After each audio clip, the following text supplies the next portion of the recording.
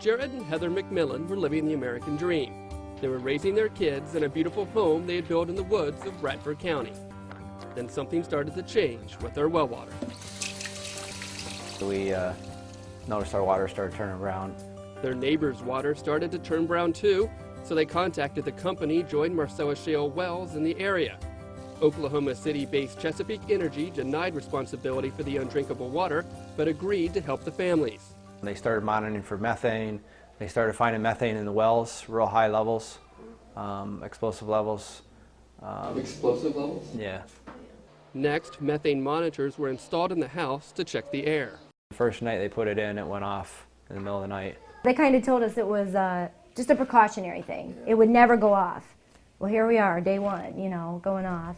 The methane levels were so high, the State Department of Environmental Protection urged the family to evacuate their home. The McMickens received this letter from DEP saying an investigation indicates that gas well drilling has impacted your home water supply. The department ordered Chesapeake to stop methane from leaking into the groundwater and to help the residents. Despite those findings, the family says they got a different response from the drillers. They would still come in here, in the home or into the garage, and just flat out say, we are not responsible. The company did take some measures. It installed an air pump system in the basement to stop methane from getting into the house. To deal with the brown water situation, the company had this large water tank installed. Water from the local municipality is trucked in every couple of days, but the family still cannot drink or use this water for cooking. But the home that Jarrett built with his father-in-law has lost 85% of its value. It was our nest egg, and now there's not much left there. Once valued at $250,000, it's now appraised at only $35,000. You know, if your house doesn't have fresh water, you're pretty much worthless. But it's been a free ride for Chesapeake, Shell, and other natural gas drillers. Pennsylvania is the only major natural gas producing state that allows companies to take natural resources owned by the people and sell them for a profit without levying any type of extraction tax. Stories like the McMickens are changing people's minds. A recent Pittsburgh Tribune Review poll found that 63% of Pennsylvanians back a tax on the gas industry.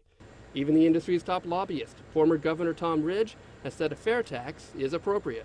The 5 largest companies that represent 70% of the wells here in Pennsylvania are prepared to pay the tax as long as House Democratic Whip Mike Hanna says it's about the right balance. His area is enjoying the new jobs and economic benefits from the growing industry, but people are also concerned about environmental damage. It puts the burden of this development on those who will profit from it, not on the general public. We're already spending big dollars repairing damage caused by coal mining. Acid mine drainage has polluted more than 5,000 miles of rivers and streams in the state, and fixing it could cost $5 billion. We can generate electricity, we can create heat, we can create lights, we can make ethanol, we can make all of that, but we can't make water. Meanwhile, back at the McMickens, the family and their neighbors hope a new system that Chesapeake is installing to remove methane from their well water will work, but they may never feel safe in their own home. I mean, I'm going to be forever scared. Reporting from Bradford County, I'm Kevin Hensel.